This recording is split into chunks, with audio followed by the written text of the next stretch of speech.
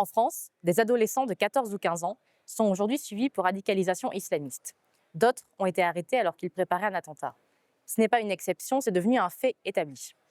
En 2024, 18 mineurs ont été mis en examen pour terrorisme. Ils n'étaient que 2 en 2022. La dynamique est claire. L'idéologie islamiste gagne du terrain chez les plus jeunes. Depuis 2023, les 2 tiers des projets d'attentats déjoués impliquent des jeunes de moins de 21 ans. Ce sont des collégiens, des lycéens. Le recrutement se fait dans nos écoles, sur nos réseaux, sous notre nez.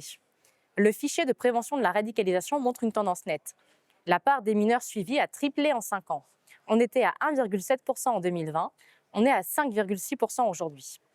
Les services de renseignement évoquent des profils de plus en plus jeunes, plus précoces, plus déterminés. Et très souvent, ces jeunes n'ont aucun lien familial avec des djihadistes. L'endoctrinement se fait ici, chez nous. L'idéologie islamiste s'adapte. Elle s'infiltre par les écrans, les plateformes, les vidéos courtes. Elle parle le langage des adolescents. Elle diffuse des récits de haine, de guerre, de vengeance qui trouvent un écho. Certains mineurs justifient des attentats, défendent des assassins d'enseignants, menacent leur entourage au nom d'Allah. Ce n'est pas de la provocation, c'est un projet politique. Et pendant ce temps, l'impunité reste la règle. Certains discours islamistes circulent librement. Certaines associations communautaristes bénéficient encore de subventions publiques. Certaines plateformes refusent d'agir. L'école, qui est censée protéger, devient parfois le premier lieu de rupture. Les enseignants alertent, mais ils sont seuls face à un phénomène massif. Il faut une réponse de l'État, pas des circulaires. Le constat est partagé en Europe. En Belgique, par exemple, un tiers des dossiers terroristes concernent des mineurs. Au Royaume-Uni, près de 20% des arrestations pour faits de terrorisme concernent des enfants.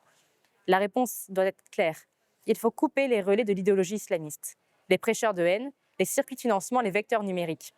Et agir vite dès les premiers signes. La République ne peut pas laisser prospérer une idéologie qui retourne ses enfants contre elle. L'islamisme n'est pas un symptôme, c'est une offensive. Et elle doit être traitée comme telle. Quand des mineurs choisissent le djihad, c'est que les digues ont cédé. Il faut les reconstruire par l'autorité, par la clarté, par la fermeté, sans concession et surtout sans naïveté.